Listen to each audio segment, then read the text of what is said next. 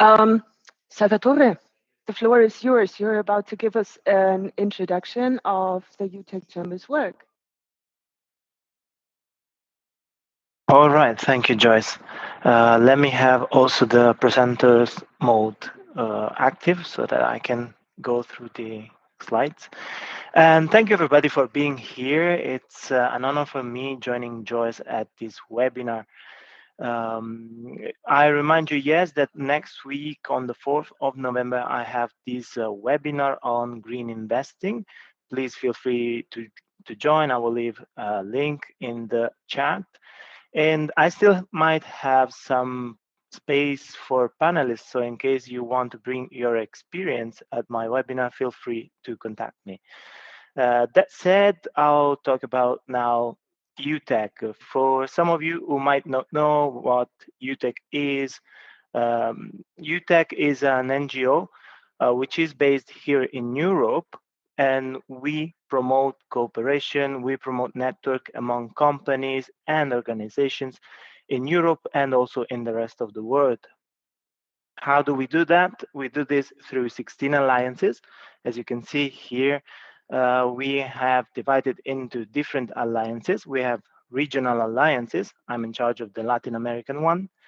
And there are also tech and impact alliances like the Finance Alliance or my other alliance, which is the Environment Alliance.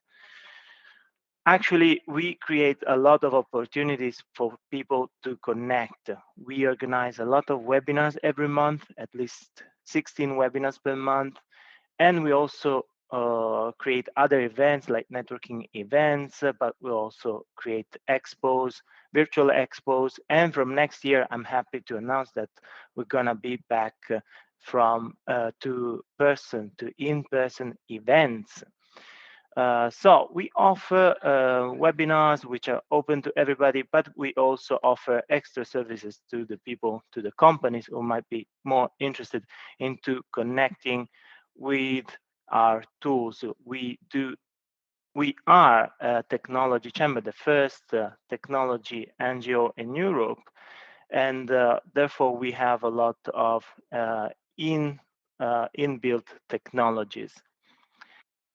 We do work in different fields. So we are working right now, for example, on position papers to push forward to Brussels to work together with the policymakers. You can always follow us through our Visions for Europe magazine. We will leave you the link for this as well. You can go through all the latest projects that are being developed here in Europe and in the rest of the world. And please make sure to follow our newsletter so you can keep up to date with our next webinars every week. As I said, we have more or less 4 webinars per week, so make sure to subscribe to the newsletter. We cover a lot of different topics, and we're working on tenders and grants as well with the European Union. We've already won a project with one of our colleagues, Dr. Igor Gladkov, and he is already conducting the dissemination part of this project, the FishX project.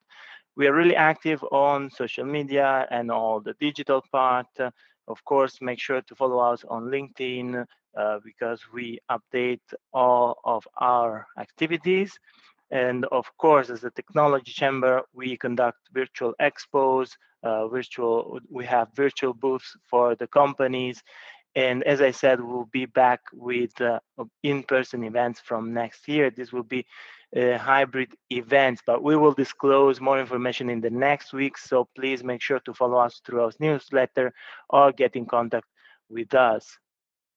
And so you can always get in contact with us through our generic email info@utech.org or contact us directly. So please, I remind you, if you're interested in my next week's webinar, please you can contact me directly or connect with me on LinkedIn. I will leave my link in the chat. I remind you, for those who are connecting right now, that if you have questions, you can post them in the public chat and we will answer in the second part of the webinar. Thank you very much. And now the word back to you, Joyce. Thank you.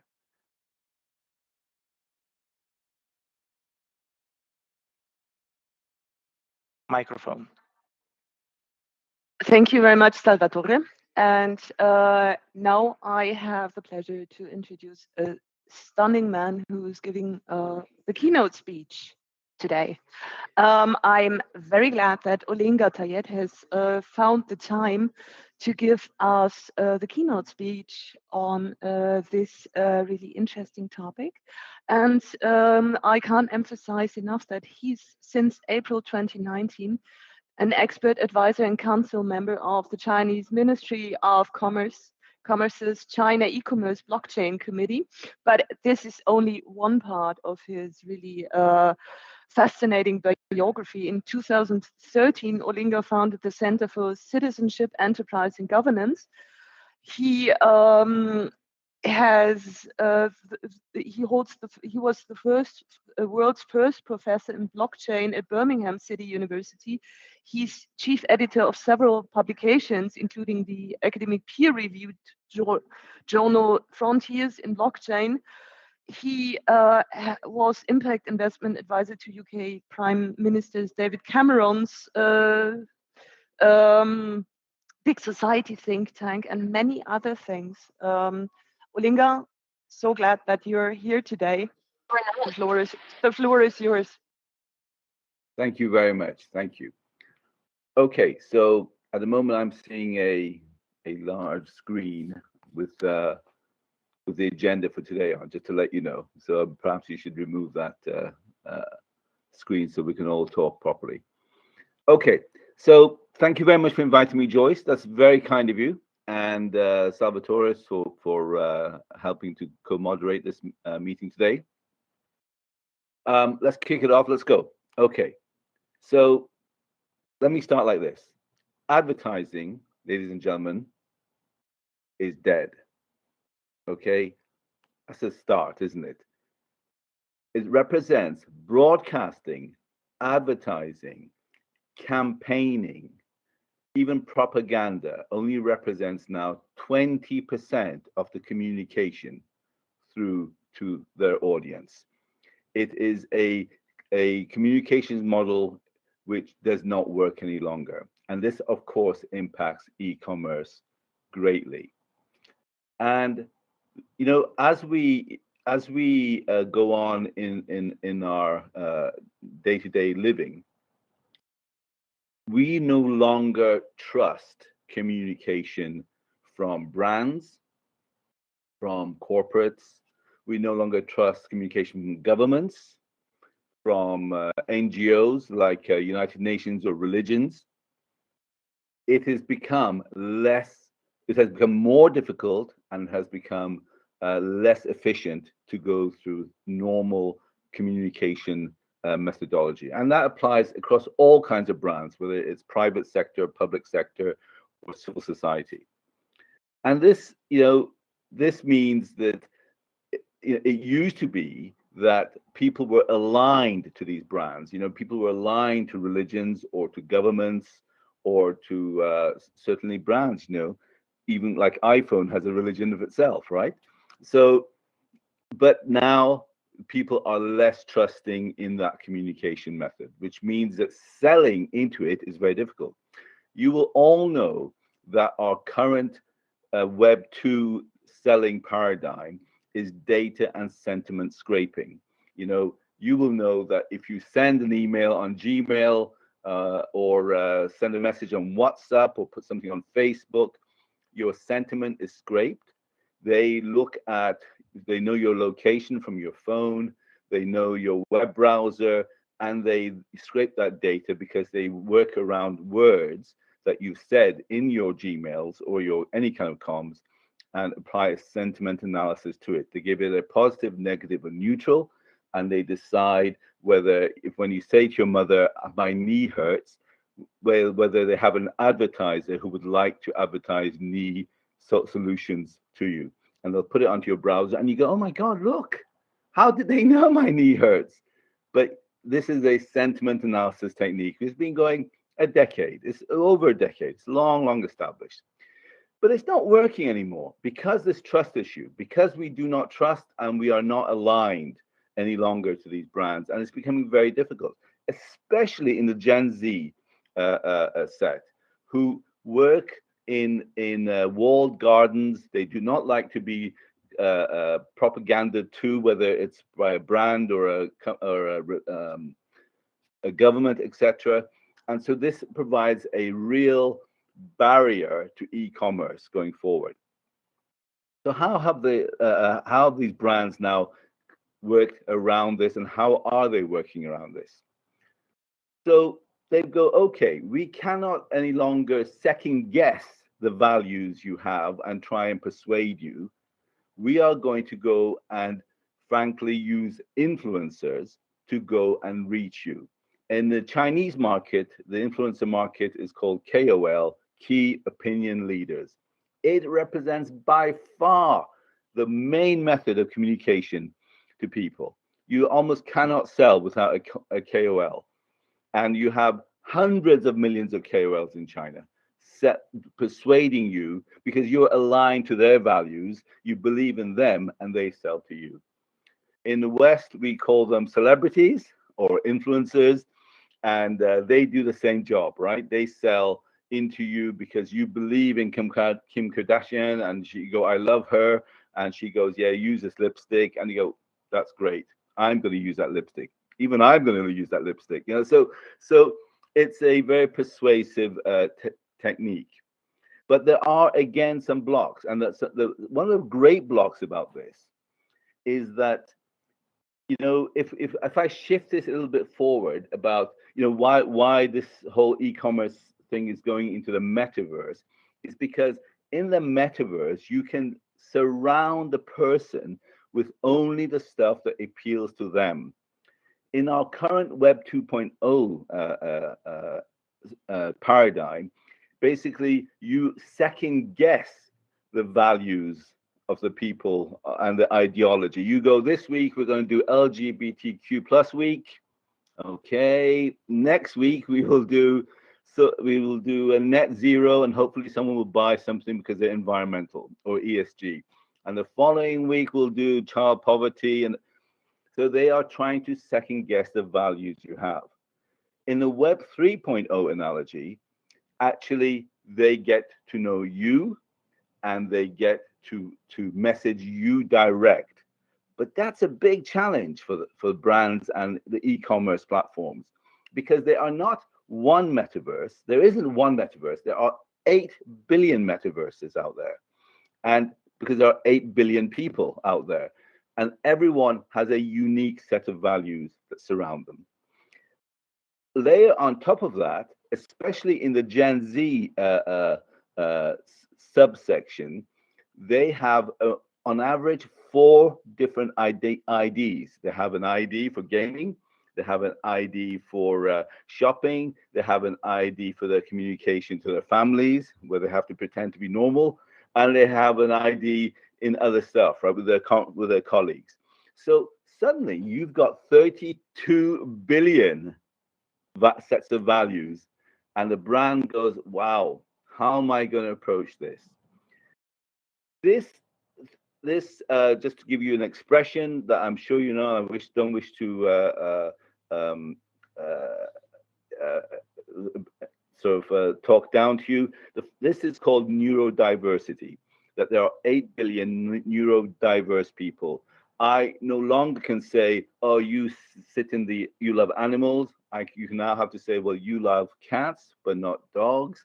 Doesn't mean you like to be green. You have to get to know the person and build a product set around the individual set of values. And so in their metaverse, and as you know, the metaverse paradigm is that we have like a 3D shopping goggle thing. It's not really the correct way to do it. And the metaverse in China, let me tell you, is way ahead of anything else you see in the West, especially in luxury brands. It's actually to say that in your world, you will have a world built stuff around you that is actually aligned to your values and to your ideology. So this means that these brands are now in the e-commerce set are now having not to just measure and track your data and your sentiments, which they do as general, but they now must track your ideology. And by ideology, I mean the stuff you believe in, the stuff that touches your heart, the stuff that actually motivates you. So they've got to know you, and that's a challenge. And the technology in sentiment analysis is well known, data analysis is well known, big data well known, but the technology in values and ideology tracking and measurement and transacting through ideology is only nascent and is growing now, but it's growing really, really rapidly. It's exciting times, to be honest. So to be able to go, I know you, and I will surround you with products that only you would find appealing. A set of products which is unique to you, and the next person unique to them, and the next person who's in the same room unique to them, means that it's got to be a lot more refined in terms of gathering this data and gathering and profiling you. So we're moving into a metaverse of values. We're moving into a what we call a genome of values. If you imagine our genomes right now of data is run by Google, because that's what you do when you search. It's the future one is driving towards a metaverse of values, where that is actually encapsulate who you are and so on. So this is exciting times, really. One of the big challenges in this sector now, let's talk about, in e-commerce, which is of course primarily an online experience, is the idea of truth. In this metaverse, we don't know if the product is true. We don't know if the product is real. We don't know if it exists. Is it fake? We don't know if the influencer is real or fake. In China, they've had to replace a lot of the influencers, because influencers, as we know, like celebrities, they get drunk, they get drugged up, and then they're a bad brand ambassador. But also governments, especially in China, intervene and go that we can't have you talking against the government as an influencer. So they replace them with avatars. And avatars have become so good that they've now become deep fake avatars. And that's gone even further. You can now have avatars that actually so realistic, like deep fake avatars, that you cannot know if they're real or not. And people believe in them. So what's happened in China is we now have deep fake of deep fake. So we have people spoofing others, having deep fake of what's existing already in deep fake world. Olinga, it almost breaks my heart to interrupt you, but I've got to have a watch on the time. If you don't mind, Joyce, and I'll finish. I would have come to the end. Okay. No, I could listen. I personally could listen to you for days, and I guess the audience could listen to him as well. But unfortunately, I'm the one to apply our very strict rules, and I really suggest we really should deepen that mentioned topic. It is so thrilling. I really like it. I apologize for overrunning. No, not at all. I'd like to give the word to Monica Nguyen. I have met Monica Nguyen a couple of months ago when I was the newly appointed coordinator of the Finance Alliance, and I have very much estimated her ever since. She is a client relationship manager lead at the Ames Group located in London, and passionate about helping people find payment solutions. She's interested in decentralized finance and the future of fintech. Monica is an active member of networking groups promoting inclusion and diversity within the fintech. And I must say that she was shortlisted for Tech 100 Women most recently. And I really support this this aim, because I think women in the tech industry is really something that drives our society forward. And she is into gaming and the crypto industries as well. Monica, thank you very much for finding the time to for your contribution. Taking Olinga's keynote speech, I mean, we have seen so many futuristic so many futuristic, he has given us such a great perspective what the future might bring in technology. I'd like to ask you, as a digital payment expert, Monica, how will our great-grandchildren then account for their e-commerce purchase? Hi, can you hear me okay?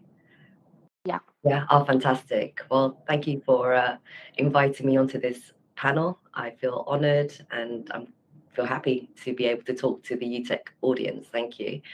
I would say that like our children and our great-grandchildren and so on, it's weird to think that they don't have, or they won't really have much concept of cash, because I grew up with cash growing up. But now we're seeing so much change in terms of like Amazon shops where you can go in. Is it Amazon shops? Yeah, Amazon shops that you could go in and just log in and then just pick up whatever you want and leave. And I can see the future being like that for them, where they have shops that don't have human interaction as much. They can just go in and try stuff on and leave. Also, in terms of more like their experience with handling money is they could be using crypto as borderless payments, because right now, I mean, we go through cycles of trending payments, and it's whatever, whatever piques their interest, whatever they identify with, what markets in terms of, is it art, music, yeah, like certain brands that they buy into, whatever payment methods that are seen as trending in those markets, that they will join. And that could be crypto for borderless payments and peer-to-peer payments. And also what we see in China as well, where face recognition, where the citizens' faces are recognized on CCTV, for example. That could be a method of payment where you walk into a store and you don't need to log in. You don't even need to take your phone out to do contactless or peer-to-peer payments or crypto.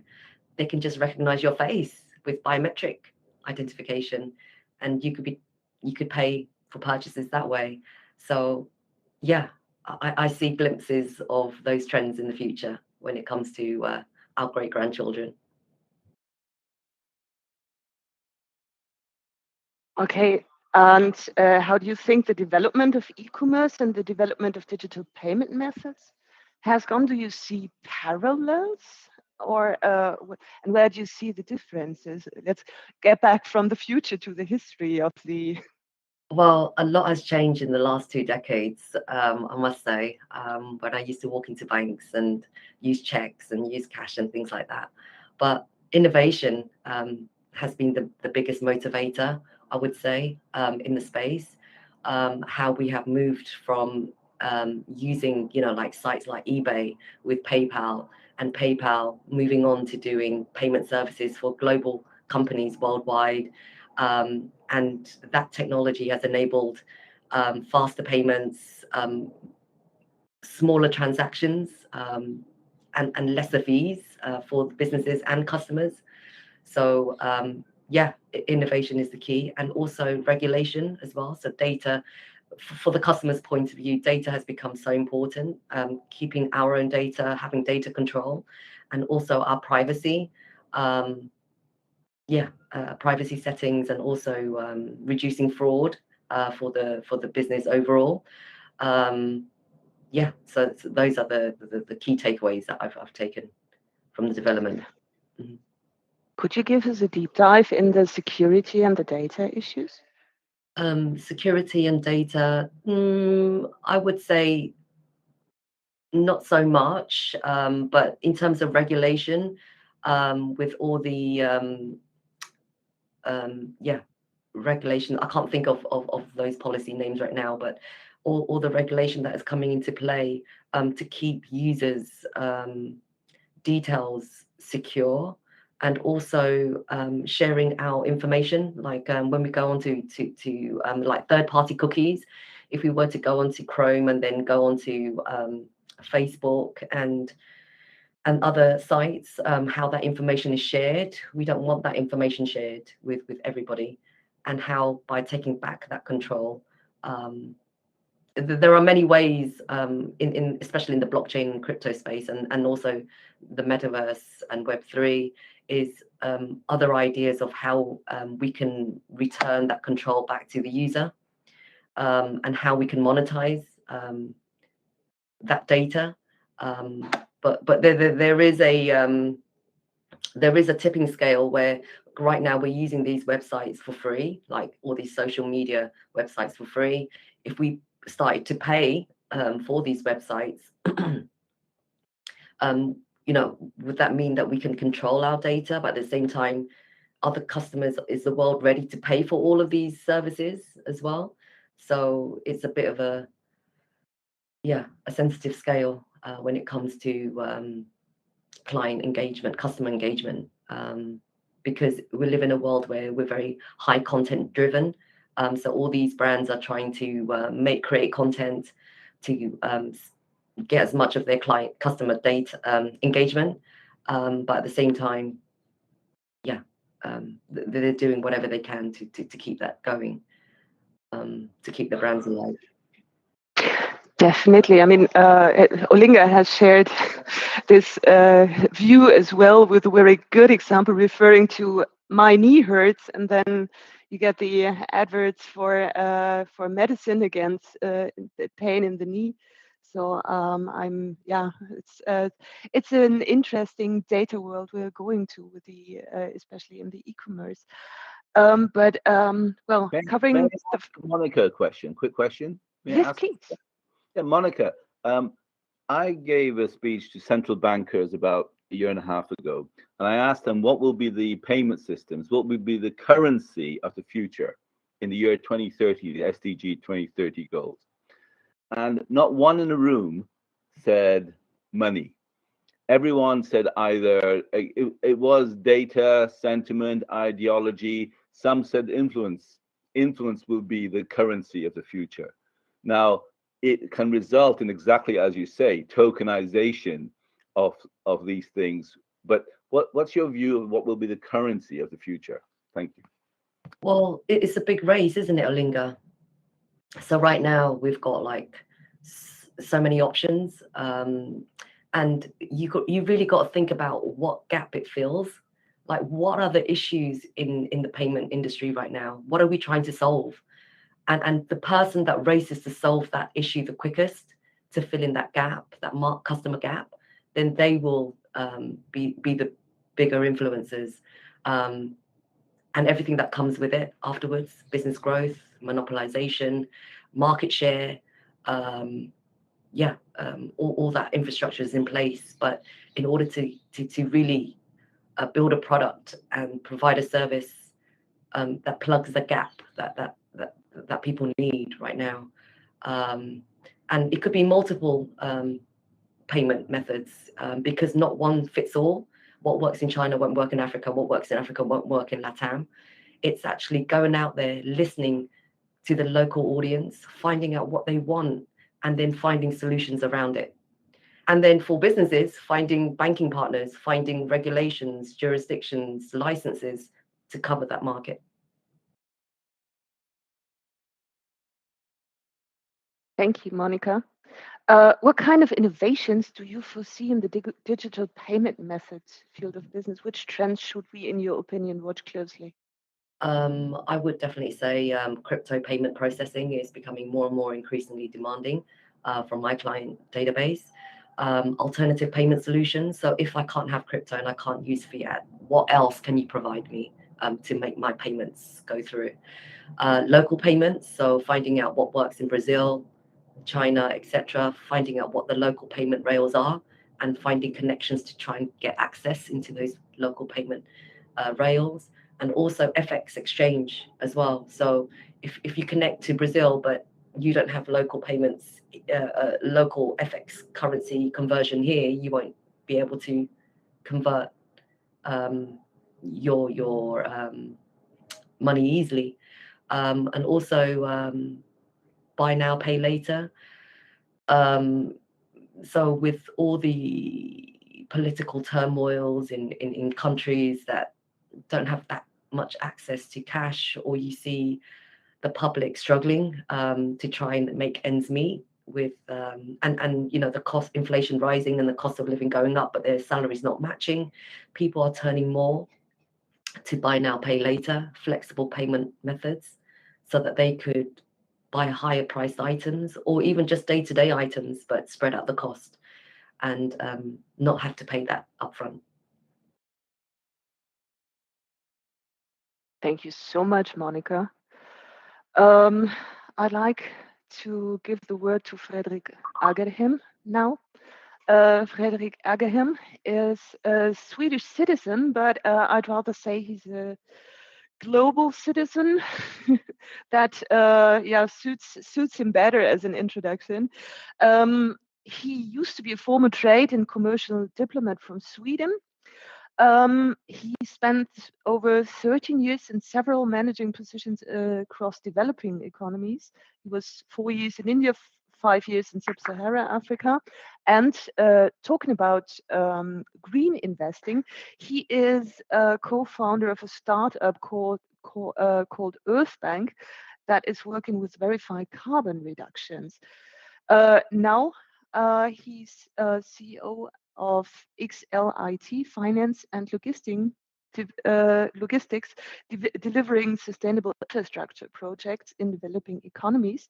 And that's his current role is, besides from his other merits, the point why I am really thrilled to have him here, because e-commerce is not only data, it's not only digital payments, but it's also supply chain management, and it is a supply chain and if we make the supply chain management effective, we do a lot to meet our sustainable development goals. So Fredrik, I'm so happy to have you here, and I'd like to ask you, I'd like to start our discussion with my first question. Can you please describe your role in the supply chains and towards the large infrastructure projects? I mean, from what I've understood, you're specifically experienced in the Scandinavian countries.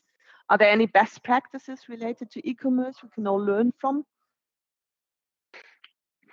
Thank you so much for having me. I'm really thrilled to be here and to take part of this dialogue, and great speeches from both Monica and Olinga.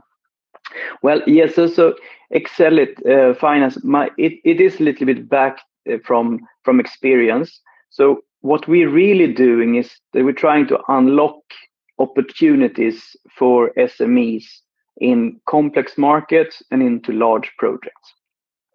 And what that really means is that the current situation in many developing economies is that it's very difficult to gain a good get a good interest rate because of lack of transparency in projects.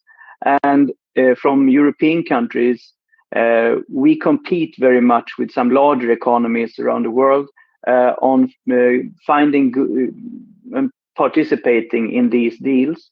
And with Europe being quite fragmented, but still very good based from the Swedish and other export credit agencies, we can guarantee financing for large projects. But those large projects usually demand large companies. And what we see the need for is to build a supply chain that also is very transparent and where small and medium-sized companies can connect into these supply chains.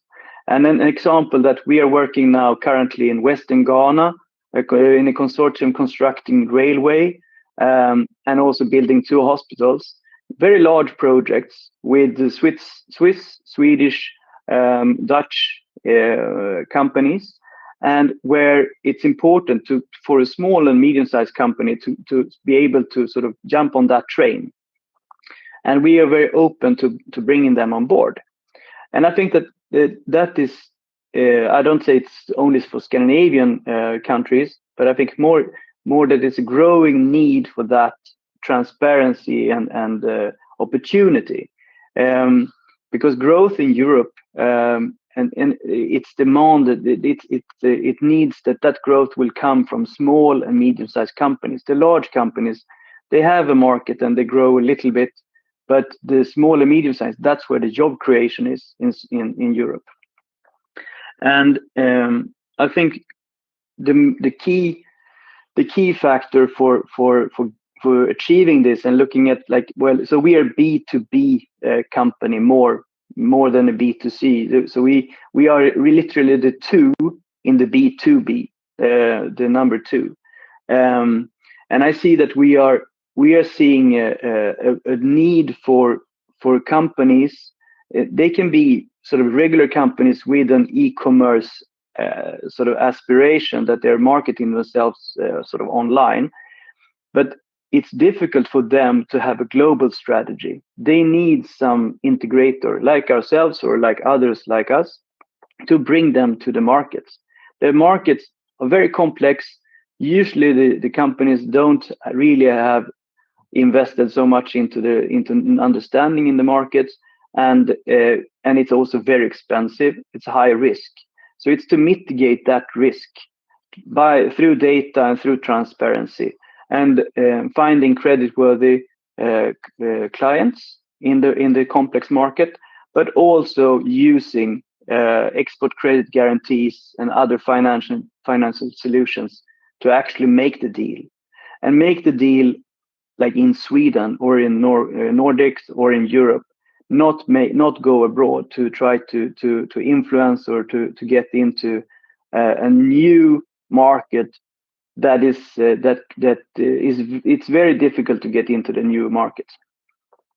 So I think what maybe that was a super long discussion about our role, but our role is really to mitigate risks for SMEs into complex markets and large deals. And how did the Corona pandemic affect this role? I mean, we've all heard the news from supply chains changing. In the long run, what are the effects you see on this business sector? Yeah, yes, of course. No, it did affect everyone, and we were not we were affected, but not to a major effect, because we are sort of, as a company, we were prepared. We were lucky enough that we all have all employees are already working from more remote access is the sort of everything we do. That's how our company is built. We have our main sort of hub is in India, and all of our employees are working more or less from home or from a small office. But so we have one large project that is also in 94 countries, and the configuration center is outside of Prague. And in that project, of course, that you're waiting for material to send out. But I think you can only try to be prepared with alternative suppliers, but in some cases, and we see this also with large companies that have alternative suppliers, that they are struggling. But I think it's more important. So I think a pandemic or a similar situation. Let's say that there can also be geopolitical problems that are sort of stopping one sector from supplies. But I think even more, it's in our case we are trying to see how can we find ways forward for the SMEs. Also, the large companies, they usually have ways and means on how to sort of survive. But the SMEs sometimes they maybe they're only like a small fish living out of a big whale. They need to be able to also shift whale into another whale if that whale is not working, or shark. Yeah. I really like this comparison. It's kind of biblical. I didn't expect us to go in that direction in the webinar. But I have one last question for you, because before we start the question and answer section of this webinar. Fredrik, what is your vision for the future of sustainable supply chains? What do you see in the next years and decades coming ahead?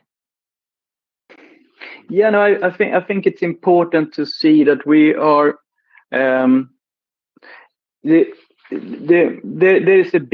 there's a big discussion, and I would rather say more as hype related to investment in sustainability. But when you are on the ground in countries like Zimbabwe or Zambia or Tanzania or Kenya, there is really no electricity.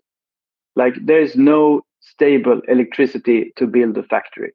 The interest rates for the companies are around 20% to purchase capital goods. It's a massive mountain to climb to be able to have any kind of sustainable growth. And so the sustainable supply chains for these guys and girls in those countries where the growth is supposed to happen, it's because it's not. Then you need to find a way where you create transparency for the investor, you create transparency for the local business person or business to be able to rely on the goods coming. And it's not like Alibaba is not a dream for anyone. Like a lot of the supplies that are entering now are low cost, but also very low quality. So I see the sustainability in my world is about life cycle costs for products and services that is delivered and basic infrastructure, like harmonized or coordinated infrastructure. So you're using the small taxpayers' money that's there is very, very little. Very few people are paying taxes around the world, except in the Western world. I think that so using that wisely and using that, creating trust in people that are living and working in other geographies than the Western world, for example. So a focus. My hope is that there will be a focus on that trust building issue, so that the interest rate for a business person living in Lagos can be like not more than double in Sweden. But it's not like that right now. So now everyone is investing in Sweden. Nobody's investing in Lagos. And I think that SMEs, like European SMEs, and also large companies, of course, they can offer great things. And I think that if we start working more on our inviting to like with data and transparency, I think that is with what will sort of win the game. Not that it's a competition, but win the trust. So you can build long trusted relationship between a supplier and the client. And there's no need for the supplier to enter into all these markets by themselves. It's important to make a trusted link between those suppliers and those clients or customers, and I think that for me the best thing is like the trust is in the delivery. It's not in how you talk about things. It's actually how the thing is working or the service is working for you. And I think the data can change that. Yeah.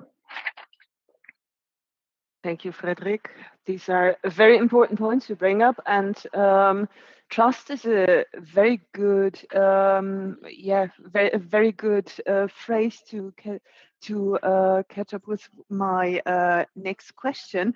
I'd like to ask, how do you verify and transact customer online loyalty? I'd like to start with Olinga. And then would like to see the digital payment expert's point of view from Monica on that question. Okay, thank you very much. Right, by the way, I have to say, because this is a debate and discussion, I disagree with Fredrik. I think all our statistics is that Africa in payment systems and mobile payment systems are far in advance of any Eurocentric kind of white concept of what payments is like. And the whole approach of Chinese government, BRI, One Belt, One Road, is that, you know, there are many criticisms of it, is that Africa is actually a jewel for the future. But anyway, let me go on to answer. So I think, looking at some of the questions in your chat, the mobile industry is a key to the future payment systems and to have inclusivity and ID, even with a Web3 scenario overbuilt over it. So you have to understand that 5G, 6G, 7G, 8G is not about faster talking. You know, you can't talk faster. It's actually about layers of data, so that when you walk in, if you are an immigrant, as someone has asked in the chat, or disabled, or whatever, black, or whatever, that you are belonging to a certain community, the data layer identifies you. You don't have to bring out a QR code. You don't have to transact. It says, Olinga is disabled. You've walked into Starbucks. I will give you this. Starbucks will give you a greater discount because you're disabled. And so the transaction happens. And the issues around there's no electricity, etc. Don't forget, our payment systems are not at all immediate. It is a complete fallacy to think that when you make a transaction there and then, it's actually money has been taken from your account and has been put into the vendor's account. There's a settlement system in place. MasterCard, Visa, it's just a promise to settle. So they can take your payment, the system might be out, the electricity might be out, there might be no comms going on, and they will settle up to a month later. They can even, you know, if you go into the underground in many countries, you understand that you don't settle until maybe 2-3 days later, you get transaction taken from your system. So the mobile phones is a big key in terms of ID, in terms of Web3, in terms of settlement, and into future payment, aligning it to the issues that Frederick quite rightly talked about, trust and ESG and transparency. It is the way things are going to happen. It's not there yet. Thank you. Hi, Monica. Hi, hello. So if we're talking about transparency and we're talking about openness in knowing where our transactions are, knowing where they're going, you're not going to get that from a bank unless you receive your bank statement. So this is where probably blockchain, DLT, distributed ledger technology, cryptocurrencies come into play, because they want to solve that issue of transparency. So how do they solve that? So by building code on the internet, they build code, and it's an open source code. Anybody can contribute to it. Anyone can go onto it, start coding, be a part of the infrastructure, and they have this. And a blockchain is basically an open ledger, an open database, an open ledger where you can trace transactions. So if I was to send a peer-to-peer payment to Olinga, we could both view this transaction taking place between my wallet and Olinga's wallet on the blockchain, on the internet, for example. So cryptocurrencies and blockchain is trying to resolve the transparency issue. And Olinga's correct. We are pretty much tied to, you know, the banking infrastructure that is in place today. If I sent a bank transfer to you, Joyce, it could take days, it could take hours, it could take weeks, months. It could get lost in the banking network. We just don't know where it is. And you know, if you were to pick up the phone, speak to your bank, they don't care about £100 payment from Monica to Joyce. You know, you just have to sit there and wait and wish for the best. But we do have a banking infrastructure that, you know, is quite developed, and that, you know, things do work most of the time, and it's great.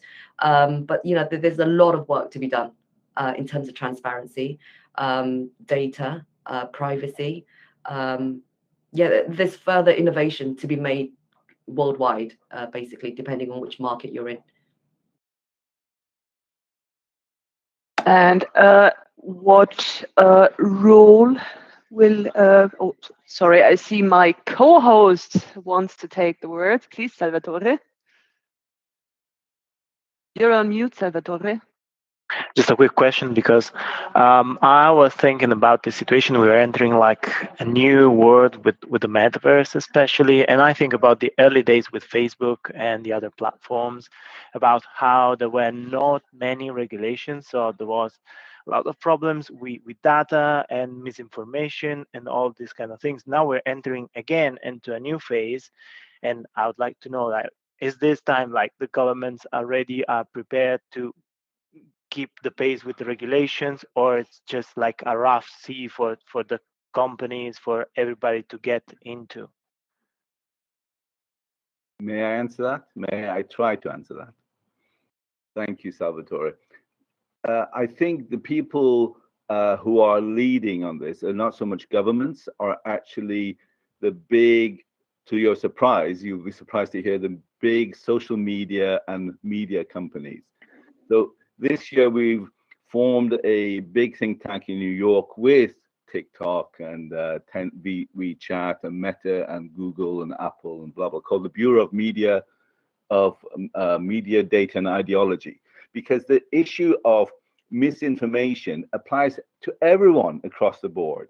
You know, is this, and the big issue is around they want to combat fake news. How do you differentiate between fake news and opinion? If someone has opinion, doesn't mean, and you don't disagree with, if you don't agree with it, it doesn't mean it's a conspiracy.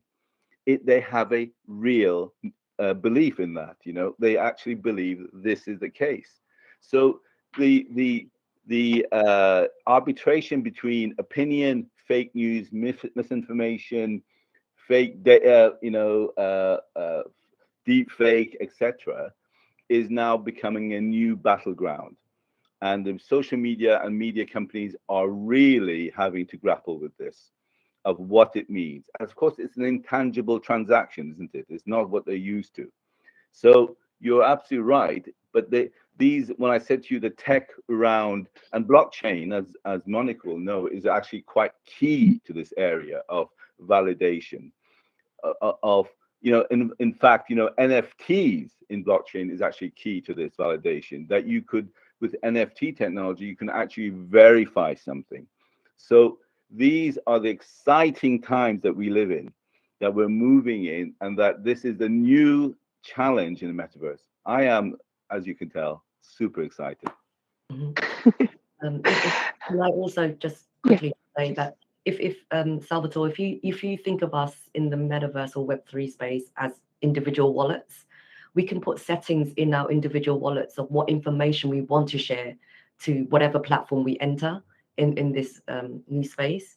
And these platforms that we're entering, let's say we're entering a Nike brand, they might want to pay us for sharing our data with them. So it could be monetized. It could be monetized that way. I'd like to ask you the next question from Rian.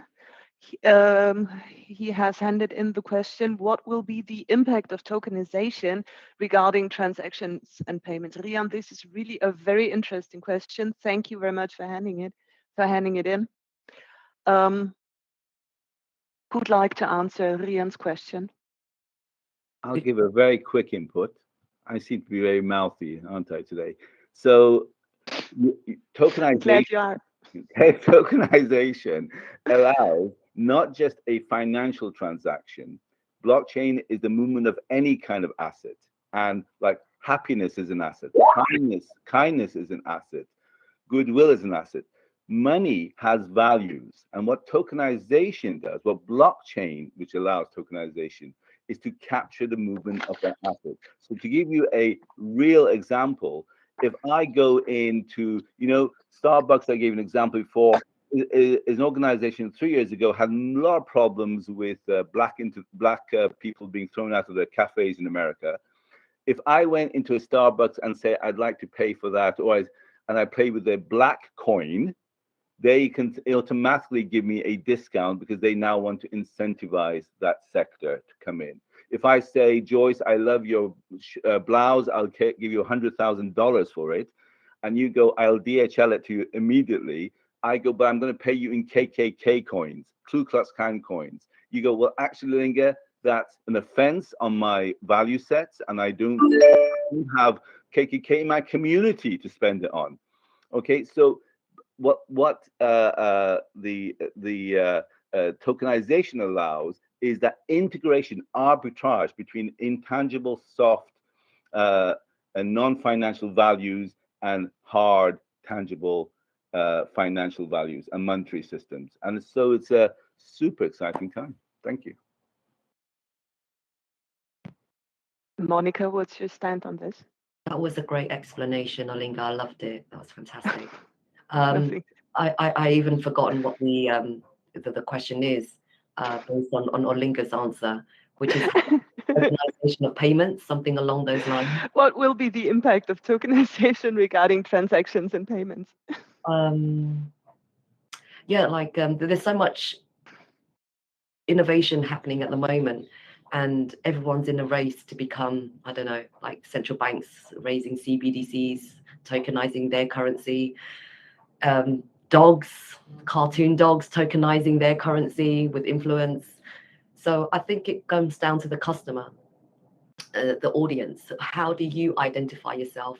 What do you want? You know, the brands that you buy into, how do you resonate with them? How do you want to relate to them? And what communities do you want to be a part of?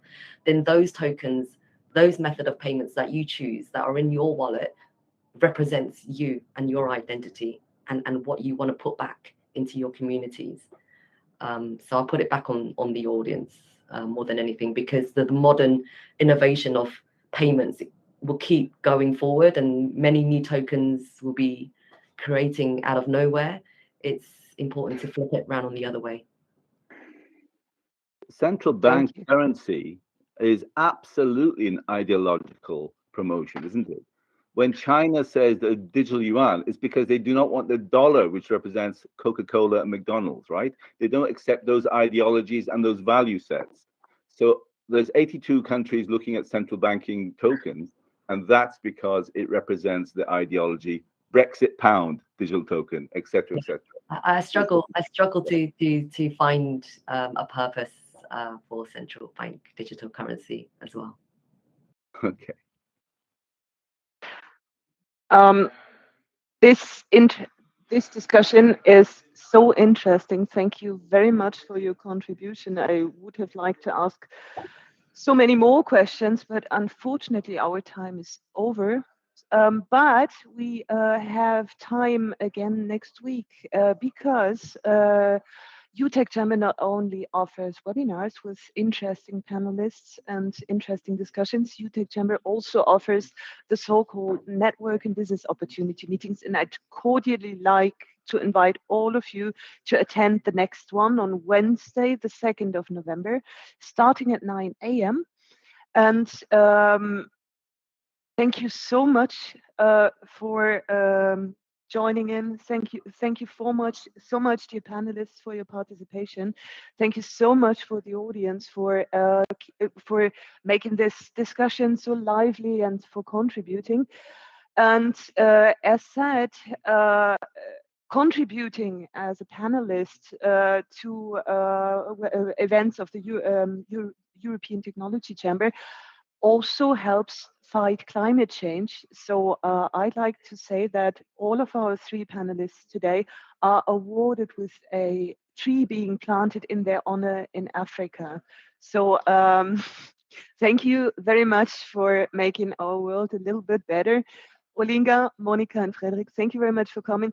Have a nice day. Looking forward to hearing from you all. Let's keep in contact, and don't forget, technology obliges. Thank you very much, and bye-bye. Thank you. Thank you. Thank you very much.